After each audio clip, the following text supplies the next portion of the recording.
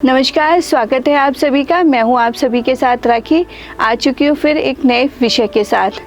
आज का विषय है हमारा हीट वेव। जी हां, यानी कि लू। हम देखते हैं जैसे मई जून का महीना आता है, गर्म हवाएं चलने लग जाती हैं और उन गर्म हवाओं की वजह से कई सारा हमारे शरीर को नुकसान भी होता है।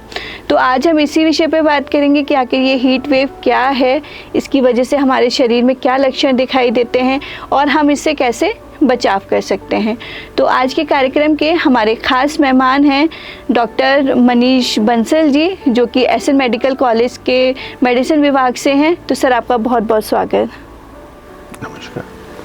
तो सर, सबसे पहले आपसे यही जानना चाहेंगे कि आखिर ये हीट वेव है क्या, इसको हम कैसे समझें आसान भाषा में।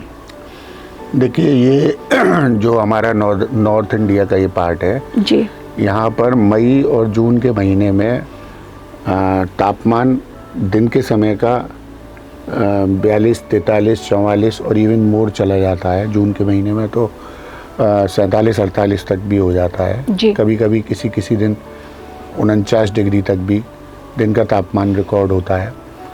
और इवन रात में भी कई बार लू का सा एहसास होता है। सूर्यास्त के बाद भी लू का एहसास होता है।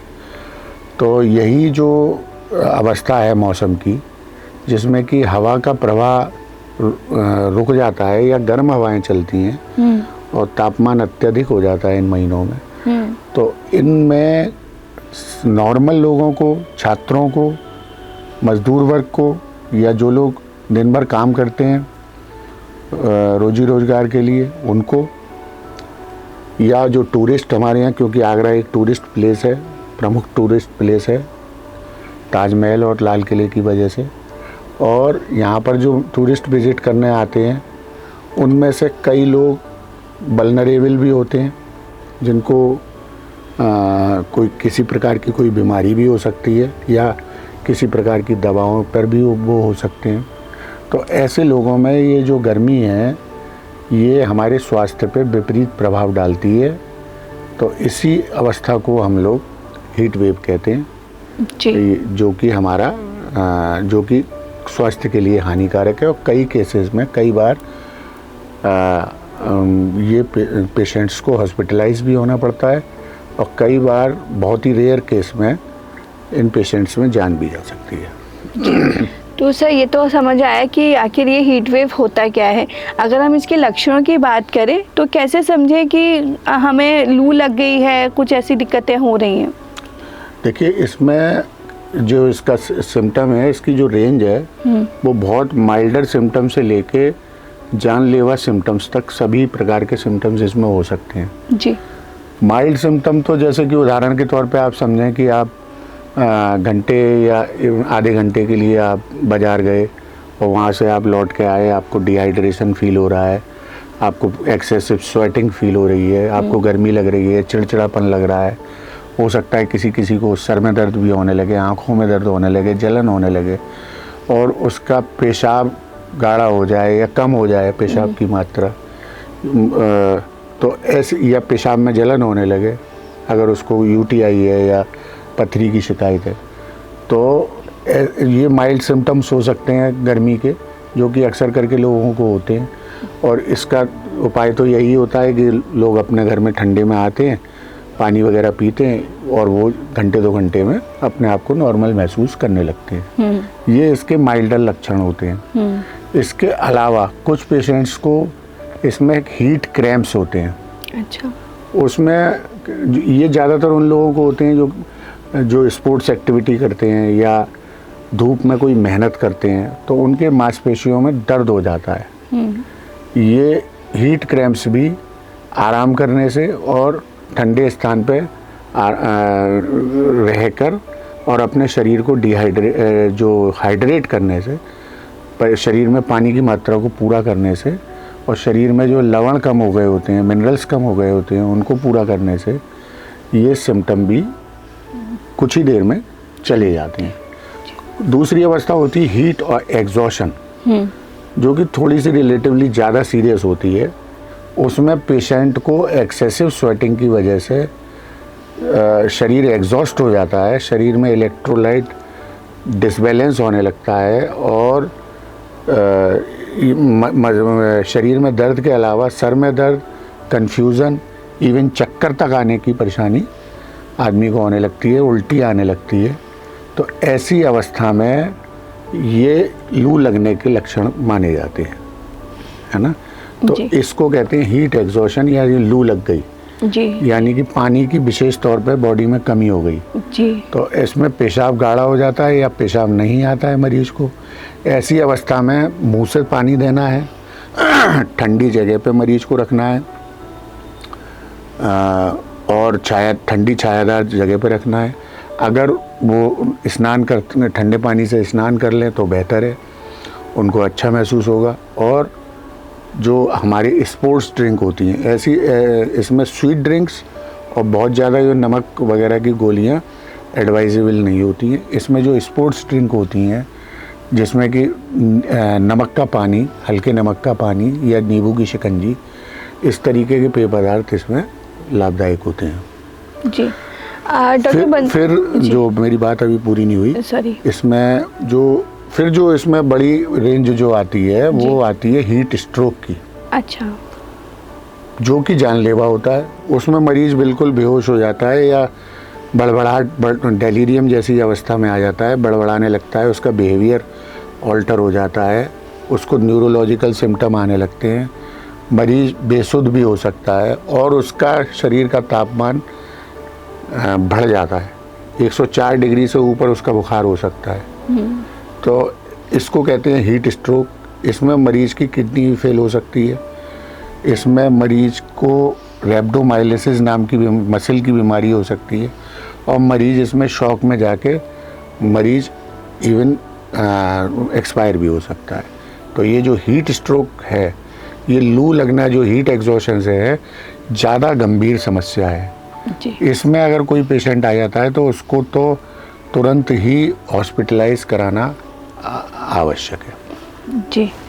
तो डॉक्टर साहब, जैसे कि कई बार ऐसी समस्या होती है क्योंकि अगर छोटे मोटे लक्षण दिखाई देंगे तो इंसान घर पे अपना थोड़ा सा इलाज कर सकते हैं। जैसे आपने बताया कि लोग ठंडे स्थानों पे आ जाते हैं, थोड़ा पानी पी लें या नींबू नमक का घोल ले लें तो उससे थोड़ा सा बॉडी स्टेबल हो जाती है। बट मान लीजिए कोई पेशेंट रास्ते में है, उसको एकदम से कुछ प्रॉब्लम होती है या वो रास्ते में बेहोश हो जाता है, तो आसपास के लोग उस वक्त क्या कर सकते हैं उस इंसान के लिए ताकि वो थोड़ा सा ठीक रहे? हाँ, ये अक्सर देखा गया है कि टूरिस्ट प्लेस है, हाँ जी, या काम की जगह है जहाँ बिल्डिंगों में काम चल रहा है या स्कूली बच्चे हैं, अगर ऐसी स्थिति में आते हैं, हीट एग्जॉशन की स्थिति में आते हैं, तो उनको तुरंत किसी ठंडे स्थान पर ले जाना चाहिए तुरंत, और शरीर के कपड़े को हल्का कर देना चाहिए। और अगर मेल हो तो मेल अटेंडेंट, फीमेल हो तो फीमेल अटेंडेंट, उसके कपड़ों को थोड़ा हल्का कर देना चाहिए। और उस पंखे को, क्योंकि हवा का प्रेशर अच्छा होना चाहिए, हवा जब बदलती है तो टेम्परेचर बदलता है, किसी हाई फैन के सामने उसको रखना चाहिए और उसके शरीर पे पानी डालना चाहिए। अच्छा। और अगर बर्फ़ हो तो बर्फ़ उसके जो स्थान, कई स्थान हमारे शरीर में होते हैं जहाँ से हीट सबसे ज़्यादा निकलती है, तो ये गर्दन के पीछे का स्थान और ये बगलों का स्थान, आर्म पिट्स, यहाँ पे हम बर्फ़ रख सकते हैं, पैरों पे बर्फ़ रख सकते हैं, जिससे मरीज़ के शरीर का तापमान कम हो जाता है पानी से, हवा से, बर्फ़ से।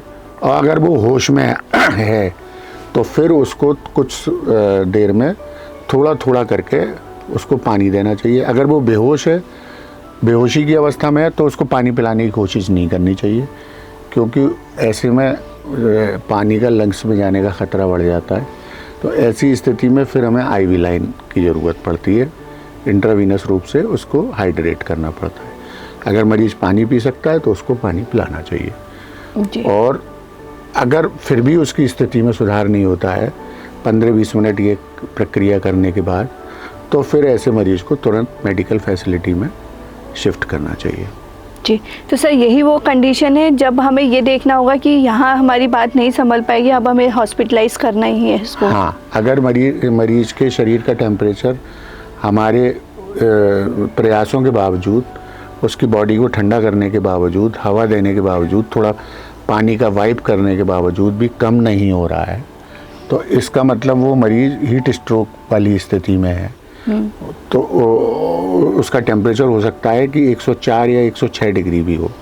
तो इस कंडीशन में फिर ज़्यादा देर ना करते हुए मरीज को मेडिकल फैसिलिटी में ले जाना चाहिए, जहाँ पर भी उसका आईवी लाइन के जरिए उसको हाइड्रेट करते हुए, उसके बुखार का ध्यान करते हुए उसका टेम्परेचर कम किया जा सके।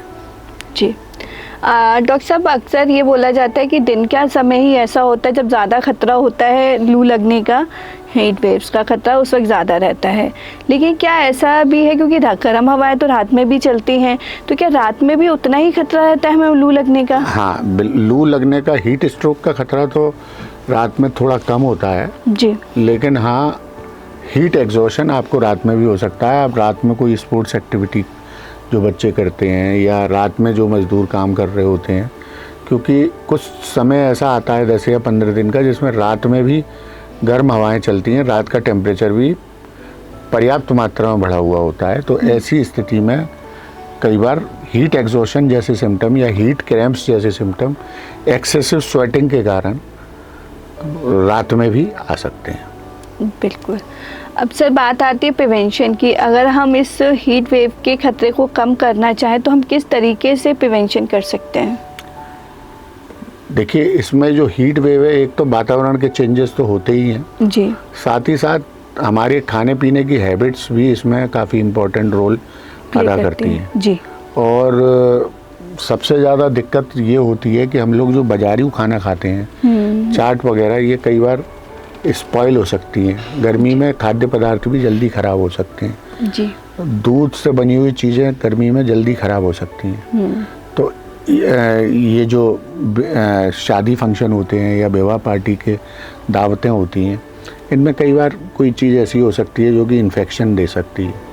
तो ऐसे मरीज में सबसे पहले तो हमें खान पीन में अपनी हाइजीन का ध्यान रखना चाहिए गर्मियों के दिनों में, क्योंकि हीट वेव से भी ज़्यादा जो पेट की बीमारियां हैं गर्मियों में वो ज़्यादा कॉमन है। दूसरी चीज़ जो गर्मियों का है कि अगर आप सुबह घर से निकल रहे हैं तो आपको अपने संग पानी लेके चलना है। पानी आपके पास ज़रूर होना चाहिए और साथ ही साथ आपको भरपूर मात्रा में पानी, आपकी बॉडी हाइड्रेट होनी चाहिए। और जहाँ तक हो सके सर पे कपड़ा वगैरह इस तरीके का रख सकते हैं जिससे कि जो कानों को विशेष तौर पे आप ढक सकते हैं, जो कि धूप का प्रभाव आपको कम पड़े। आँखों में आप धूप का चश्मा लगा सकते हैं जिससे आपकी आँखों को धूप का नुकसान नहीं हो। साथ ही आपको सूती ढीले कपड़े पहनने हैं जिससे कि हवा का आदान प्रदान, बॉडी की एक थर्मो रेगुलेशन बना रहे। उसके साथ ही आपको बहुत ज़्यादा देर तक धूप में नहीं रहना है, बीच में छाया में आना है, फिर धूप में, मतलब आपको एक प्रोलॉन्ग्ड हीट एक्सपोजर को थोड़ा सा अवॉइड करना है। और अगर आपको परेशानी लगे, आपको लगे कि मेरे को एक्सेसिव स्वेटिंग हो रही है, तो आपको तुरंत छायादार जगह पे आराम करके अपने आप को हाइड्रेट करके फिर दोबारा से अपने काम को करना चाहिए। बिल्कुल, मतलब इन गर्मियों में हमें विशेष अपने खान पान का ध्यान रखना है और जैसा कि अभी आपने हमें बताया कि ढीले कपड़े पहने और बीच बीच में अगर हमारा धूप वाला काम है तो थोड़ी देर धूप में रहें, थोड़ी देर छाया में, मतलब हमें चीज़ों को मेंटेन करना पड़ेगा। और साथ ही साथ हमें रोज़ स्नान करना चाहिए ठंडे पानी से। और अगर हमें लगता है कि घर जाके कि हमें लू लग गई है, हीट एग्जॉशन हो रहा है, तो हमें स्नान करके पंखे के नीचे थोड़ी देर बैठना चाहिए जिससे कि हमारी बॉडी का टेम्परेचर एडजस्ट हो जाए। जी सर, एक चीज़ और जानना चाहूँगी, क्या कुछ ऐसा भी है कि हीट वेव का खतरा कुछ विशेष लोगों में ज़्यादा रहता है? हाँ, हीट वेव बहुत सारे लोग इसके लिए काफ़ी ज़्यादा एक्लिमेटाइज्ड हो जाते हैं। हमारे यहाँ के बहुत सारी लेबर है, गांव के लोग हैं, बहुत एक्लिमेटाइज्ड हैं और इस चीज़ को समझते भी हैं और काफ़ी सावधानियां बरत भी लेते हैं वो पहले से ही। लेकिन कभी कभी स्पोर्ट्समैन में जो कि स्पोर्ट एक्टिविटी करते हैं, स्टर्नस स्पोर्ट्स एक्टिविटी, जो कि इतने एक्लिमेटाइज नहीं होते हैं हीट में, जैसे कि मान लीजिए नॉर्थ ईस्ट से कोई खिलाड़ी आया जी, वहाँ वो इतना गर्मी में एक्लिमेटाइज नहीं और वो यहाँ आगरा में खेल रहा है, हॉकी खेल रहा है, फुटबॉल खेल रहा है, उतना गर्मी से एक्लिमेटाइज नहीं है, तो वो उसको ये सिम्टम्स जल्दी आ सकते हैं, तो वो वल्नरेबल होता है। या जो टूरिस्ट बाहर से आते हैं, ठंडी जगहों से आते हैं और यहाँ पर एक अत्यधिक गर्मी में वो परेशान होते हैं, तो वो एक वल्नरेबल ग्रुप होता है। इसके अलावा छोटे बच्चे, क्योंकि उनकी स्किन काफ़ी हीट सेंसिटिव होती है, इसलिए गर्मियों की बीमारियाँ बच्चों में होती हैं। इसके अलावा बुजुर्ग लोग या बीमार लोग जिनको हार्ट की तकलीफ़ है, या जिनको हार्ट से संबंधित या ब्लड प्रेशर या डायबिटीज़ से संबंधित दवाइयाँ पहले से ही चल रही हैं, तो उनमें भी ये सिम्टम जल्दी आ सकते हैं।